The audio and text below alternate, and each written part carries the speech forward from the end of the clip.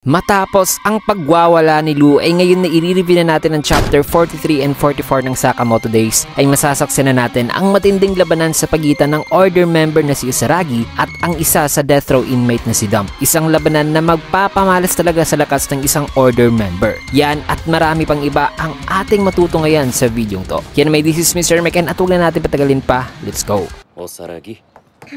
Nagsimula eksena dito kay Dump na naghanda na sabing nakapagdesisyon na raw siya na bibigyan niya raw talaga ng makeover si Usaragi. Na sagot naman ni Usaragi na sa ngalan daw ng order ay dapat na mamatay daw itong si Dump. Habang iniisip naman ni Usaragi na parang isang spiny anteater daw itong si Dump. Kaya sabi naman ni Dump na kayong mga order ay puro lang naman kayo mga mababangis na tao. Sabay inatake na niya si Usaragi. Nadagdag pa ni Dump na ang kanyang ginawa ay ang magmahal lang naman daw na naging dahilan na inaresto raw siya at sinintensyahan daw kaagad ng kamatayan na di ba napakasama raw ng ginawa nila sa kanya. Tanong naman niya kay Usaragi na, di ba mamamatay tao ka rin naman? Sino ka ba para husgahan ako? Sagot naman ni Usaragi, hawak-hawak ang isang bag na siyang ginawang pananggapalan nito sa atake kanina ni Dump na sabing hindi naman daw niya hinuhusgahan ngayon itong si Dump na kung ang isang insekto ay nakapasok raw sa bahay mo, di ba pinapatay daw kagad ito? Ganyan lang daw kasimple. Kasi ang JAA ang kanyang tahanan raw talaga at ang order well parang pamatay daw ng langaw na yung di kuryente raw. Mga salitang nagpainis naman kay Dump. Kaya inatake na naman siya nito na naiwasan naman ni Usaragi ang atake. Kaya sinundan pa ito ni Dump ng isa pang attack na kung saan ay nagawa niyang makuha ang bag ni Usaragi sabay inihagis niya ito sa labas na sabing, yun ba ang armas mo? Ang bigat naman ng bag na yun. May kita naman ang reaksyon ni Usaragi nung nabitawan niya ang kanyang bag. Kaya sumugod na naman si Dump habang si Usaragi ay papaatras. Nasabi pa ni Dump na anong problema? Bakit di mo ako inaatake? Huwag mong sabihin na di mo kayang lumapit sa akin ng walang dadadalang armas. Sabalit sa isipan pala ni Usaragi ay inoobserbahan niya pala si Dump mga kaibigan na sabi niya rito na may 2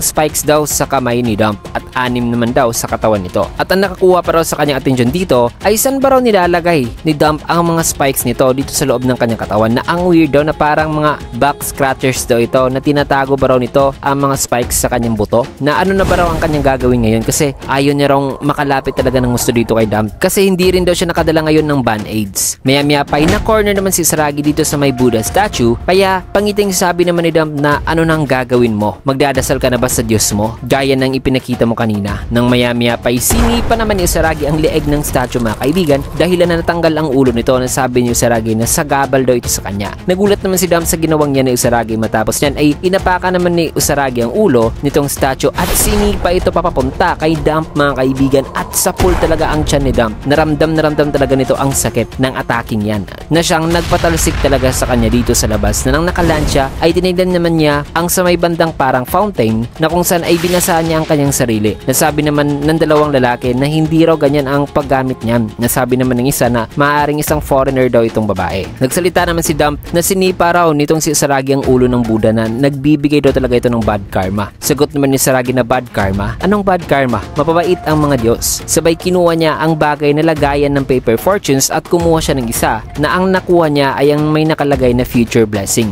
Sabay may kita naman na paka-atake na si Dump sa kanyang likuran subalit nagsalita lang si Usaragi na matagal na rong misteryo sa kanya na nang nagsasalita pa ito ay inatake na siya ni Dump na sabing ano at tumagos talaga ang kanyang mga spikes mga kaibigan sa puno ng kahoy na kung saan ay nagawa pa nga niya talagang matamaan at mapatagos ang kanyang spike dito sa kamay ni Usaragi na ngayon ipinagpatuloy naman ni Usaragi ang kanyang pagsasalita na sabing matagal na rong misteryo sa kanya na kung siya raw kasi ang Diyos ay hindi raw talaga niya lilikhain ang mga tao na kagaya niya o kagaya rin ni Dump. Nasagot naman ni Dump na matakot ka, pangit. Dinedma lang naman siya dito ni Usaragi na sabing pero well mababait lang daw siguro talaga ang mga Diyos kaya kailangan daw nilang i-maintain ang order. Sabay idiniin na ni Usaragi mga kaibigan ang kanyang kamay sa spikes ni Dump hanggang sa nagawa niyang mahawakan ng kamay ni Dump mga kaibigan bagay na lubos na bumulat dito kay Dump. Sabay sinabihan naman siya ni Usaragi na ang mga maduming serial killers daw ay di na raw kailangan pang magdasal in which ay dito na niya sinipa ang ulo ni Dump na bago pa ito natamaan ay naalala naman nga ni Dump ang kanya nakaraan. Nasabing ang kanya raw pagmamahal ay lagi raw talagang one-sided. Nakasalanan ba raw na gusto niya lang talaga na sa kanya lang ang kanyang mahal. Sabay may kita na noon pa pala mga kaibigan ay napapatay talaga ni Dump ang kanyang mga mahal gaya na lang ng hayop dahil dito sa kanyang abilidad. Kahit nung sa time na may lalaking nag-confess sa kanya na mahal din ni Dump mga kaibigan ay nagawa din ni Dump na mapatay hanggang sa maraming lalaki na nag-confess at di lang yan pati nga ang kanyang best friend at random na mga bata na nagpapakita sa sa kanya ng pagmamahal ay napatay rin ni Dump. Nasabi pa niya na gusto niya raw talaga na ang taong mahal niya ay dito lang daw talaga sa kanya nakafocus, na ang takot daw ay ang pinaka-fit daw na bagay, kasi kung natatakot daw ang mga mahal niya ay dun pa lang daw kasi nakafocus ang kanilang atensyon dito sa kanya, na nakakapagtataka daw na bakit parang wala pa rin daw siyang nararamdaman matapos niyang makuha ang kanilang atensyon, kasi once napatay na raw kasi sila ay wala na raw silang nararamdaman,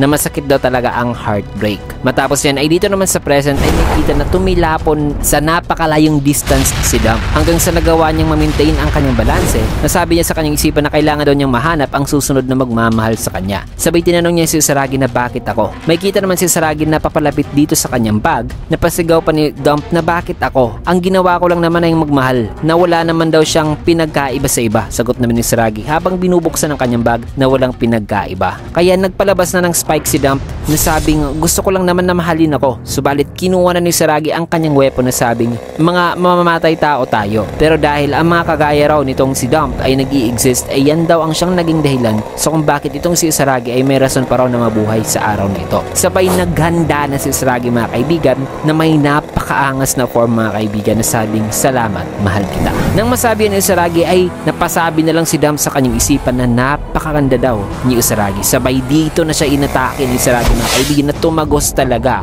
ang kanyang atake at naputol pa nga ang ilang bahagi nitong kanilang pinuntahan mga kaibigan na lugar. So napakatindi at napakalakas ni Usaragi mga kaibigan na isang buzzsaw ang weapon nito, na matapos ang finishing move na yan ay sa sumunod naman na eksena may kita naman si Shin na pinipin down at sumisigaw siya rito na sabing pakiusap Mr. Sakamoto, bakit ginagawa mo ito? May kita naman si Lu at si Sakamoto na nagsasalita na wikang ako na ang pipigil sa kanya, gawin mo na ang gagawin mo. Sabay may kita ang isang tao na may hawak-hawak na ngayon na isang malaking karayom, kaya walang nagawa si Shin kundi ay ang sumigaw na lang, na kung saan ay ang pini-perform lang pala dito ay ang isang acupuncture mga kaibigan na sabi nitong matanda kay Shin na relax bata, isa lang itong acupuncture. So matapos pa lang nangyaring labanan nila kay So ay nagpunta pala sila dito sa paboritong holistic healer ni Sakamoto na si Granny Mia, na sabi nito na sa totoo lang daw ay halos di raw niya namukhaan si Sakamoto kasi wala raw siyang naging kliyente na singtaba raw nito at di raw niya usually trinitreat ang mga ex-assassin. Nasagot naman ni Sakamoto na ikaw lang po ang doktor na pinagkakatiwalaan ko talaga, tandang Mia. May kita naman si Lu na inaasar si Shin, napasigaw namang sabi ni Shin na hoy, huwag mo yang hawakan, sira ulo ka. Mr. Sakamoto, pakiawat po nito. Tanong naman dito ni Lu na masakit ba raw yan? Sagot naman ni Shin na napaka-weirdo kasi parang napaka-relax lang daw ngayon ng kanyang katawan, na alam daw talaga ng lola ang kanyang ginagawa.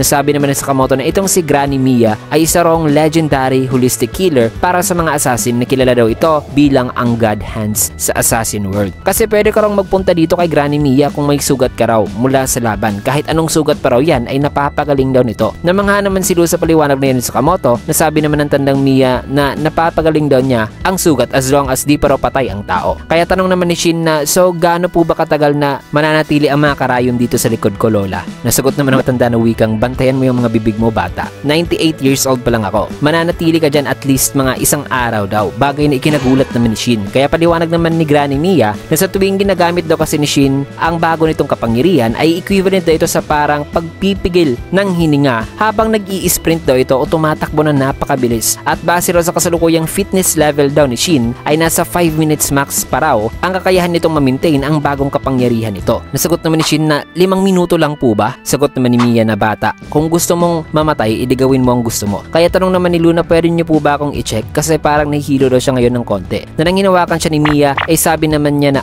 well may toxic daw na nabibuild up ngayon sa katawan ni Lu, na kailangan lang daw nitong uminom ng isang miso soup na may mga clams. Na ginawa naman niya ni Lu na sabing magaling na po ako. Pasigaw namang sabi ni Shin na hoy, hangover lang naman ang tawag sa nai-experience ngayon ni Lu. Matapos niyan ay sinabihan naman ni Mia si Sakamoto na humiga ka muna doon kasi matagal na raw yung huli niya itong na-check up. Kaya sumunod naman si Sakamoto na nang chine-check siya ngayon ni Granny Mia na nagsasalita na wikang so may bago ka palang mga kaibigan na mababait daw mga batang to. Kaya parang magwawala na raw si Sakamoto. Natanong naman ni Sakamoto na bakit nasabi niyo yan? Sagot naman ni Granny Mia na may galit daw sa acupuncture point itong si Sakamoto na nakikita niya ngayon, na nagiging sensitive lang daw ang part na ito sa mga taong galit, na di raw talaga natatago ni Sakamoto ang nararamdaman nito dito sa kanya. Na nang pinisil ng matanda ang point na yan mga kaibigan sabi naman si Sakamoto na hindi naman daw masakit pero sa kanyang isipan ay napasabi siyang aray. Paliwanag pa ni Mia na naiintindihan naman daw niya na galit si Sakamoto dahil sinasaktan daw ang mga bata. Pero kung mag-isa lang daw ito nagaganti, para naghihingi raw ngayon ng problema si Sakamoto. Na maaaring di pa raw ito nare-realize si Sakamoto, pero ang fitness level daw nito ngayon ay nasa 30% na lang daw sa fitness level daw nito noon. Kasi naging dormant daw si Sakamoto sa loob ng 5 taon.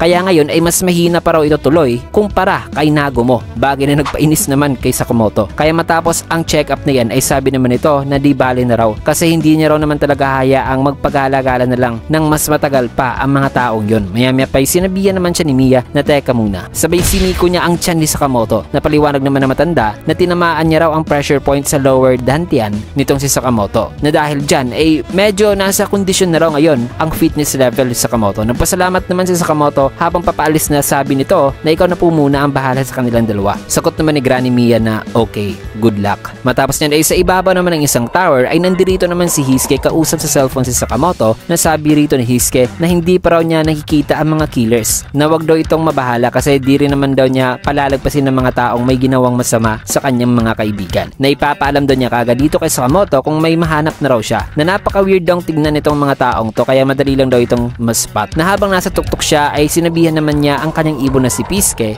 na so ganito raw pala ang mundo na nakikita nito. Na nakakamangha raw talaga ang nakakalipad. Na ngayon ay mas ginanahan daw siya. Sabay tinignan niya ang telescope mga kaibigan para hanapin na naman ang mga serial killers. Na sa isang building ay dumating naman si Kashima na may kausap sa cellphone na sabing opo, tungkol po sa mga serial killers. 2 na raw ang nalagas sa mga yon. Basically ang lahat raw na nangyayari ay naaayon na raw sa kanilang plano. Na napakilos daw nila ngayon ang mga order, which is yan talaga ang kanilang plan. Kaya ngayon ay makapag-transition na raw sila sa kanilang susunod na gagawin. Sabay pumasok na siya sa isang room at nang nakapasok na siya ay nakapasok na pala nung una dito si Apart na sabing okay, sa ngalan ng banal na hustisya ay sino yung kausap mo sa cellphone. Kaya mabilis naman kumilos si Kashima nang naitanong niya ni Apart, subalit mas naunahan pa siya ni Apart at mahigpit na inilagay ang mga sinulid nito sa kanyang leeg. Kaya tanong naman ni Kashima na ano ba ang pakay mo Apart, na bakit ikaw pa? Na ano ba raw ang ginagawa nito? Sagot naman ni Apart na wag ka nang magpanggap dito. Hindi raw nagiging tapat ngayon itong si Kashima. Na ang mga tao na hindi raw talaga willing na i-expose ang kanilang sarili ay ang mga taong hindi raw talaga nakakapag-connect. Na nagpapasalamat daw siya kay Kashima kasi pinakawalan raw siya nito sa kulungan. Pero hindi raw niya talaga ito tolerate na gagamitin lang siya dito. Na dumating na raw siya sa puntong to na ginawa niya ang mga bagay sa kanyang pamamaraan. Nasagot naman ni Kashima na hindi ka dapat mag-aksaya ng oras dito sa mga taong wala sa listahan mo. Hindi ito ang napagkasunduan natin. Nang nasabihan ni Kashima ay dito na siya tinuluyan ni Apart dahil na nagkapira-piraso siya mga kaibigan.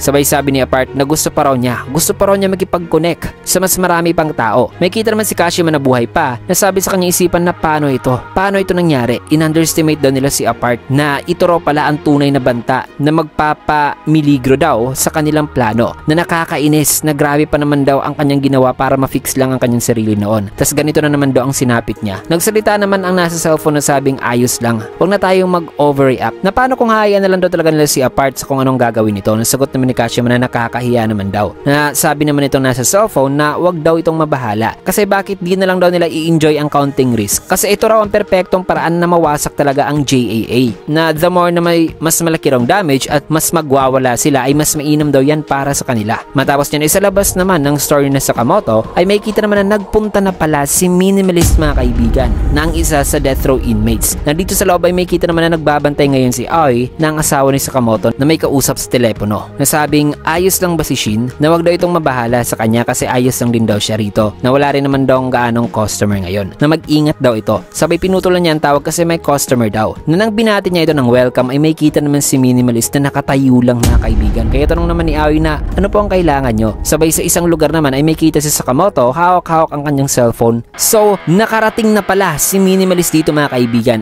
ang pinakamay marami pang napatay sa listahan. Na ano kaya ang mangyayari kay Aoi na isang napakalaking panganib pa naman ang dumating dito? Well, malalaman natin ang susunod kasi sa susunod na episode ay masasaksihan nyo ang napakaangas na labanan ng isang order member at ang pagwawala din ni Apart. Yan at marami pang ibang bakbakan ang ating matuto ngayon sa susunod kasi dito mo natin tatapusin yung video sa last panel nito. Kaya tutok lang mga kaibigan. Kaya naman kung nagustuhan yung video, can get a like, comment, follow, or subscribe na rin for more videos like this. Maraming salamat din. See you guys again on my next video.